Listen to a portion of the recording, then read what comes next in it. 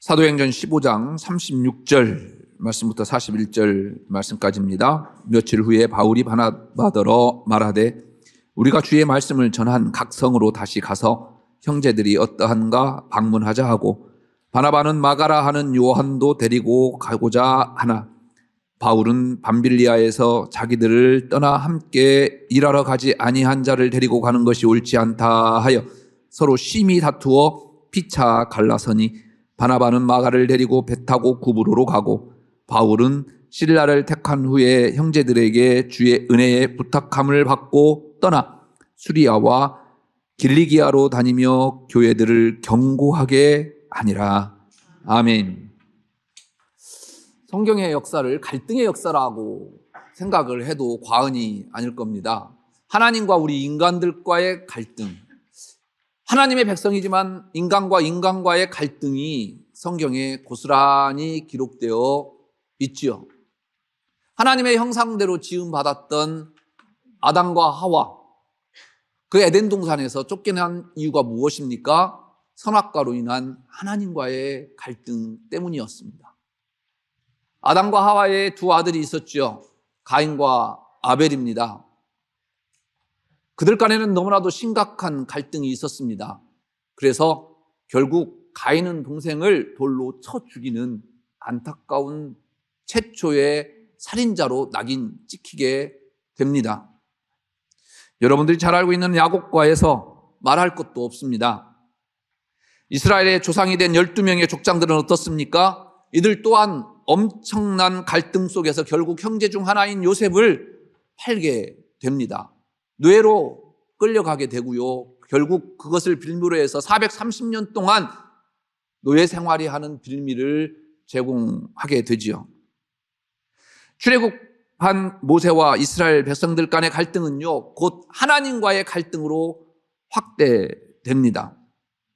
왕정시대의 갈등은 이루 말할 수 없었지요. 대표적으로 다윗과 사울의 갈등입니다. 그 어느 때라도 갈등이 없었던 때가 하나도 없었습니다. 신약에 이르러서도요, 예수님 당시에도 갈등이 많았습니다. 심지어 예수님을 따르고 있는 12명의 제자들 가운데도 심각한 갈등으로 아픔을 겪어야만 했습니다. 누가 크냐? 누가 상석에 앉아야 하느냐? 하물며 세상 사람들은 오죽하겠습니까? 사람이 있는 곳에는 항상 이러한 갈등이 있습니다. 부부 사이의 갈등도 있고요, 부모와 자식 간에도 마찬가지입니다. 집사님, 이 목사도 아내와 갈등이 있어요. 그래서 싸워요. 사람은 비슷합니다. 하물며 사람들이 많이 모이는 조직은 오죽하겠습니까? 교회가 왜 그러느냐고 하는데 교회니까 그래. 저 같은 사람들이 모여서 교회를 이루어가지 않습니까? 그러니 당연히 교회는 많은 갈등과 아픔 속에서 상처가 되기도 합니다. 문제는요, 이 갈등은 어디나 있습니다. 이 갈등을 어떻게 풀어낼 것인가의 문제입니다. 수요 예배 때 사도행전을 지금 설교하고 있습니다. 사도행전은 처음 교회가 어떻게 생기게 되었고 예수 그리스도의 복음이 어떻게 그 아시아에서 유럽까지 땅끝까지 이르게 되는 과정이 무엇인지를 보여주는 책입니다. 그렇게 세운 사도들의 노력과 눈물로 성장을 했고 하나님의 놀라운 은혜로 또 성령 충만했던 그런 교회가 많은 갈등으로 인해서 부패해집니다. 그래서 결국 교회가 타락해서 종교개혁이 일어납니다. 종교개혁들이 내걸었던 캐치프레이즈가 무엇인 줄 아십니까? 초대교회로 돌아가자입니다. 요즘도 그렇습니다. 많은 분들이 대표 기도할 때 우리 교회가 초대교회로 돌아가게 해달라고 기도합니다. 초대교회 하는데 과연 그 초대교회가 완벽한 이상적인 교회였을까? 예루살렘 교회가 베드로의 설교로 3,000명, 5,000명 폭발적인 성장을 이루게 됩니다. 그러나 대내외적으로 굉장히 큰 갈등이 있었습니다.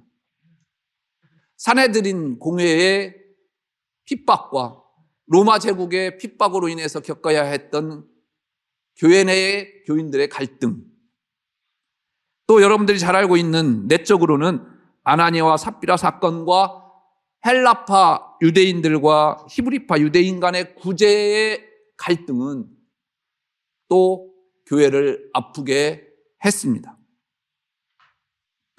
초대교회는 잠시나마 완벽한 공동체였습니다. 왜냐하면 하나님께서 예수님을 이 땅에 보내시고 예수님께서 부활하신 다음에 이제 하늘로 승천하시면서 뭐라고 하고 가셨습니까? 곧 올 것이다. 너희들이 본 대로 올 것이다. 그러니까 이 초대교회는요, 그 주님께서 금방 오실 줄 알았어요. 그러니까 자기들이 갖고 있는 재산 다 팔아서 교회 앞에 내놨어요. 교회 앞에 내놓은 그 재산을 가지고 이제 마음껏 필요한 만큼 가져갔어요. 유토피아죠. 이보다 멋진 이상형이 어디 있겠습니까?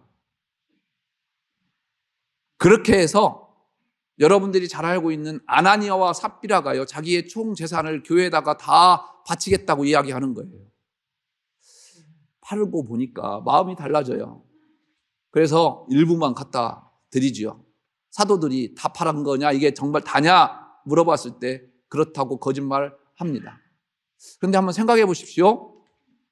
자기의 총 재산을 다 팔어다가 교회에 바칠 만한 그 믿음이었다고 한다면 얼마나 교회에서 인정받고 교회에서 얼마나 신앙과 믿음이 충실했던 사람들일까요? 그런데요, 이들 부부가 하루아침에 죽어나갑니다. 만약에 우리 교회에서 이런 일이 일어났다고 한다면 어떻게 하겠습니까? 난리 나겠죠. 죄송합니다. 정말 죄송합니다. 장로님이 열심히 일을 하셨어요. 교회 봉사하시고 하루아침에 부부가 예배 드리다가 하늘나라 가셨어요. 가신 장로님은 좋죠. 교인들을 어떻게 하겠어요? 오늘 이 예배 드리는데 이 예배 가운데 부부가 갑자기 죽어나갔어요. 그것도 교회에서 존경받는 믿음 있다고 하는 분들인데 교회 내적으로 얼마나 시험거리가 되겠습니까? 세상 사람들에게는 얼마나 비웃음거리가 되겠습니까? 교회 내에 갈등이 있을 수밖에 없었습니다. 또 하나가 있습니다. 초대교회의 주요 사역 가운데 하나가 무엇이었냐면 구제였어요. 과부와 가난한 어린 아이들 고아를 먹여 살리는 것이 교회의 역할이었습니다. 그런데 헬라파 유대인들과 히브리파 유대인들 사이에 이 구제 문제를 가지고 갈등이 일어났어요. 쉽게 말하면 올해 이 교회 토백이 교인들과 다른 교회에서 이게 왔던 교인들 간의 그 구제 문제를 가지고 히브리파 교인들에게만 구제를 많이 해주는 거예요. 헬라파 교인들에게는 적게 구제해서 소외시키는 거예요. 그러니까 교회에 난리가 났죠. 갈등이 있을 수밖에요. 이것을 어떻게 해결합니까? 여러분들이 잘 아는요, 선거를 통해서 이 일을 전담할 수 있는 사람을 뽑자. 그래서 7집사, 초대교회 7집사가 성출되는 겁니다. 이 가운데 여러분들이 잘 알고 있는 스데반과 빌립이 포함되어 있는 거죠. 이렇게 이상적으로 생각했던 초대교회 예루살렘 교회도요, 많은 갈등이 있었습니다. 오늘 본문 바로 앞에는요, 예루살렘 공의회의 내용이에요. 예루살렘 공의회라고 하면 뭐 쉽게 말씀드려서 총회인 거예요. 우리 교단의 총회. 근데 왜 열리느냐? 초대교회였던 안디옥 교회의 여러 가지 문제 때문에 열렸어요. 어떤 문제였느냐? 바울과 바나바가요, 1차 전도여행을 끝마치고 은혜 가운데 돌아왔어요. 어디로? 수리아 안디옥 교회에서 파송했으니까 안디옥 교회로 돌아왔죠. 돌아왔는데 유대인 가운데 예수를 믿긴 믿는데요, 모세의 전통에 따라서 할례를 받지 아니하면 예수 믿는다고 해도 구원받을 수 없다라고 하는 할례파 유대인들이 있었습니다. 이 사람들이 안디옥 교회에 온 거예요. 그러면서 하는 말이, 너희들 웃기지 마라. 예수 믿는다고 해서 다 구원받는 줄 아냐? 아니다. 할례를 받아야 된다. 하나님께서 모세를 통해서 우리에게 주신 그 율법을 지켜야 된다라고 이야기합니다. 바울과 바나바는 어떻게 합니까? 오직 믿음으로 구원받는다고 이야기했거든요. 갈등이 일어나죠. 이 갈등의 문제를 해결해야 되지 않겠습니까? 그러니까 예루살렘 교회에 있는 사도들과 장로들에게 이 문제를 해결해 달라고 헌의를 하는 거예요. 그래서 첫 번째 우리 기독교에 있어서 가장 중요한 총회가 열린 거예요. 그것이 예루살렘 공회예요. 그곳에서 결정을 이렇게 내립니다. 이방인들에게 할례는 적절하지 않다. 안 받아도 된다. 이 사건은요, 굉장히 큰 사건이에요. 이방인들에게 있어서 전도의 문이 활짝 열리는 계기가 돼요. 그래서 바울과 바나바의 그 복음 전함으로 이방인들이 많이 이제 예수를 믿게 되는 기폭제 역할을 하게 됩니다. 총회는 유다와 실라라고 하는, 한 번씩 들어봤죠. 그 사람들에게 총회의 결정을 편지로 써서 바울과 바나바와 함께 안디옥 교회에 전해줍니다. 여러분, 이 초대교회도 이러한 많은 대내외적인 문제를, 갈등을 안고 있었습니다. 이 땅의 교회는요, 완전치 않습니다. 오늘 본문은 개인의 갈등을 소개하지요. 다른 사람들도 아닌 바울과 바나바의 갈등입니다. 여러분들 이해가 되세요? 오늘 갈등의 주인공이 바나바와 바울이다? 저는 도저히 이해가 안 돼요. 바나바가 어떤 사람입니까? 바울이 어떤 사람입니까? 그런데 성경에 바울이 기록된 성경이거든요. 이 사도행전은 거기에 자기의 영적인 스승인 바나바와 심각하게 다투어서 서로 갈라졌다라고 기록하고 있어요.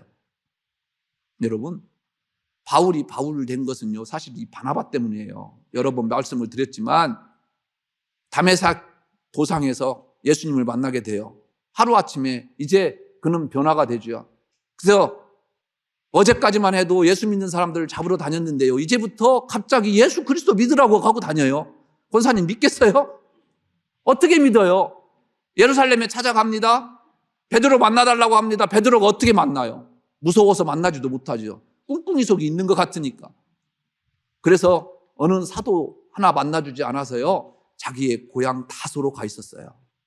다소에 가 있던 이 바울을 찾아갔던 사람이 바나바예요. 찾아가서요, 데리고 옵니다. 어디로? 안디옥 교회로. 그래서 1년 동안 함께 목회를 했어요. 이 교회에서 열심히 봉사했던 결과 이 안디옥 교회가 성장합니다. 그리고 선교사를 파송할 정도의 교회가 됐어요. 그 첫 번째 선교사가 누구냐? 바로 바나바와 바울이었어요. 이 바나바는요, 바울에게 있어서 영적인 스승이에요. 그런데 이들이 지금 싸우고 있어요. 무엇 때문에 싸우고 있습니까? 2차 전도여행을 바울이 계획을 하죠. 우리가 1차 전도여행 때 돌아봤던 곳을 한번 돌아보자. 바나바도 좋게 생각을 했어요. 당연히 한번 우리가 세웠던 교회 복음이 어떻게 싹이 나는지, 열매가 맺는지 보러 가자라고 해서 함께 가려고 합니다. 그런데 문제는 여기서부터 시작됩니다. 누구를 데려갈 것인가의 문제에 봉착하게 됩니다.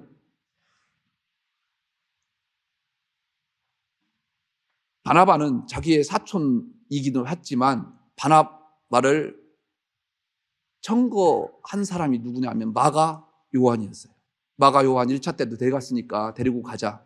근데 바울은 오늘 본문에서처럼 쌍수를 들어서 반대를 합니다.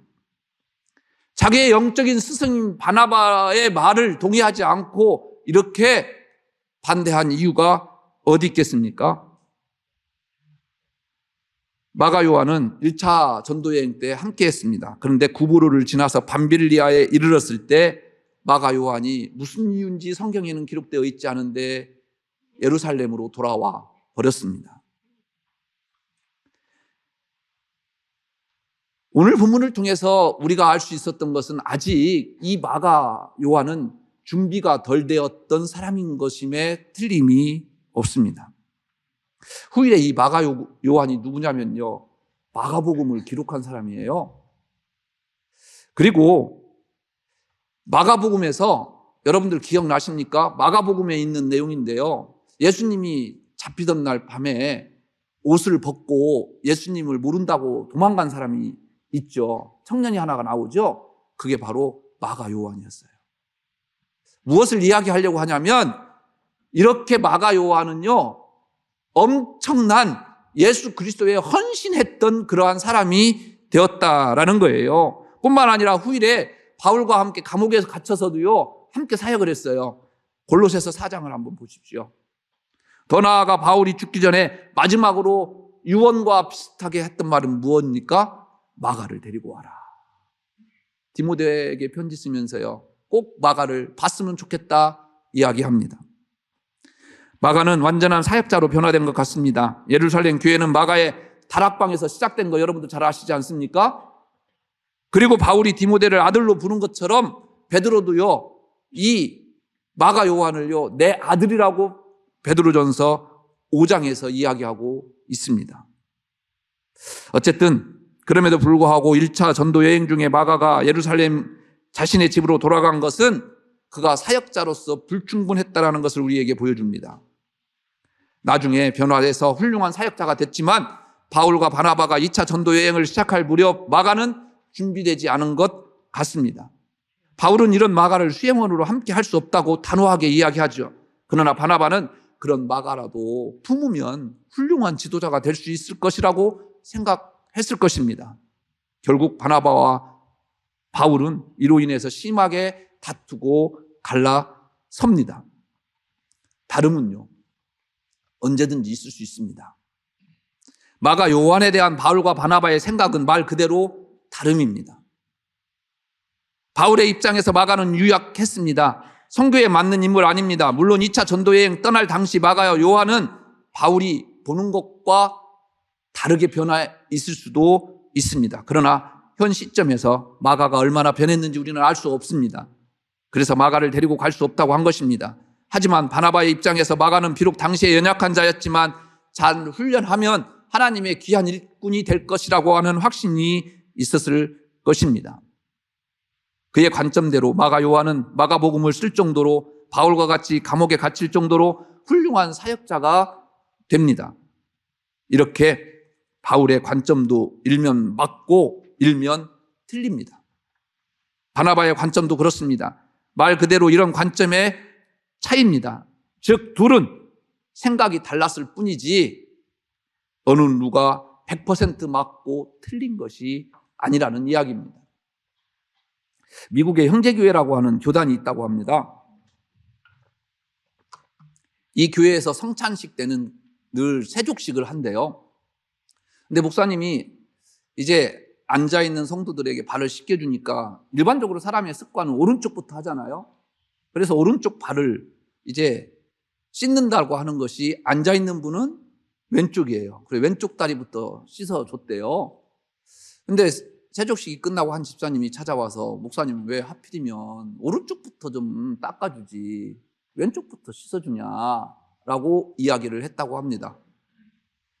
성경에 없는 이야기를 가지고 이제 목사님에게 이야기를 하니까 이 목사님이 뭐 알았다라고 이야기했는데 다음에 세족식 때 똑같이 왼쪽부터 씻었다고 합니다. 세족식이 끝나고 와서 이 집사님이 불평불만이 많았습니다. 그래서 교인들을 다 선동을 해서 교회 앞에 예배당을 세웠습니다. 그 교회 이름이 뭔지 아십니까? 오른발 교회. 진짜 있다고 그러네요. 제가 가보지는 않았는데 미국에. 우리의 갈등의 요인들이 깊이 들여다보면 이런 것들입니다. 오늘 다른 사람들도 아닌 바나바와 바울, 훌륭한 사도들의 생각의 차이가 컸고 그 생각의 차이가 서로 극복되지 않을 정도였다라는 것을 보게 됩니다. 사람이기 때문에 생각이 같을 수는 없습니다. 이렇게 서로 다르게 생각할 수 있다는 것을요, 우리는 인정해야 돼요. 근데 하나님의 일을 할 때 열정과 열심으로 주님의 일을 감당해야 되지요. 당연하지요. 그런데요, 그 열정과 열심이 때로는요, 다른 성도들에게 상처가 될 수 있음을 기억하십시오. 왜요? 다르니까요. 다름을 인정하지 못할 때 갈등은 큰 문제가 되는 것입니다. 왜냐하면 다름이 아니라 틀림으로 바라보기 때문에 그렇습니다. 요즘 정치권을 보면 참 답답하죠. 여러분들도 그렇죠. 다름을 인정해야 되는데 틀림으로 생각하니까 늘 갈등이 조성될 수밖에 없는 거죠. 우리는 지혜롭게 다투는 방법에 대해서 생각해 봐야 합니다. 다름은 틀림이 아니기에 다름을 놓고 다투게 될 때 서로에게 상처 입히는 선까지 가지 말아야 된다는 거예요. 그러기 위해서는 기꺼이 양보하는 모습이 있어야 합니다. 상대방의 입장에서 한 번 더 생각해 봐야 합니다. 그리고 상대방을 배려하는 마음이 필요합니다. 틀린 게 아니기 때문에, 양보한다고 하나님의 영광이 가려지는 게 아니기 때문입니다. 오히려 다른 사람의 생각을 존중해 주는 이런 양보가 있을 때 하나님의 일이 더 영광스럽게 드러나는 것 아닐까요? 그런데요, 이 다름도 하나님께서 사용하시네요. 오늘 본문 말씀에 이렇게 갈라졌지 않습니까? 그런데 이들의 다툼마저도 성령님께서 함께 하시는 모습을 보게 됩니다. 바나바는 마가 요한을 데리고 구브로로 갑니다. 바울은 실라를 택한 후에 수리아, 길리기아로 갑니다. 그 결과가 어떻습니까? 41절 말씀이에요. 교회들을 경고하게 하였다. 물론 이것은 바울의 행적에 대한 이야기입니다. 바울의 행적은 사도행전뿐만 아니라 많은 복음서뿐만 아니라 이제 그의 서신들을 통해서 그가 어떤 일들을 했는지 우리는 잘 알 수 있죠. 제가 언젠가 말씀드렸지만 구브로는 지금의 키프로스입니다. 몇 년 전에 성지순례 다녀왔었는데 바나바의 행적이 그곳에 고스란히 남아있더라고요. 바나바 기념교회가 동사이플러스, 키프로스에 있는데 그 교회에 가보니까 이 바나바가 어떤 일들을 했는지, 성령의 역사들이 어떻게 일어났는지 다 역사적으로 기록해 놨어요. 바로 옆에 이 바나바의 무덤 관 속에 들어갔다가 나오기도 했는데요. 여러분, 안타까운 것은 이 바나바가 오늘 이후에 성경에 등장하지 않아요. 왜? 바울에 의해서 성경이 쓰여졌기 때문에. 그래서 이 바나바의 사역이 없어졌지만, 그러나 하나님께서는 이러한 다툼 속에서, 다름 속에서 놀라운 성령의 역사들을 이루어 가셨다라는 것입니다. 서울총각과 경상도 총각 처녀가 결혼을 했어요. 어느 날 남편이 점심에 국수라도 끓여 먹자라고 이야기했죠. 아내가 남편 보고 무슨 국수냐, 국시지. 그거 가지고 싸움이 붙었습니다. 점심때가 훨씬 지나서 배가 너무나도 고팠습니다. 그래서 누구 말이 옳은지 이장에게 찾아갔습니다. 이장님에게 자초지종을 이야기하니까 이렇게 말했습니다. 국수와 국시가 어떻게 다릅니까? 라고 하니까 국수는 밀가루로 만든 것이고 국시는 밀가리로 만든 거다. 이 말을 들은 부부가요, 또 이상하게 생각을 했습니다. 밀가루와 밀가리는 어떻게 다릅니까? 밀가루는 봉투에 담겨져 있고 밀가리는 봉다리에 담겨져 있는 거다. 혹시 우리가 갈등하고 아파하는 것들이 이런 것들 아닐까요? 혹시 다름을 틀림으로 알고 갈등을 빚고 있지는 않습니까?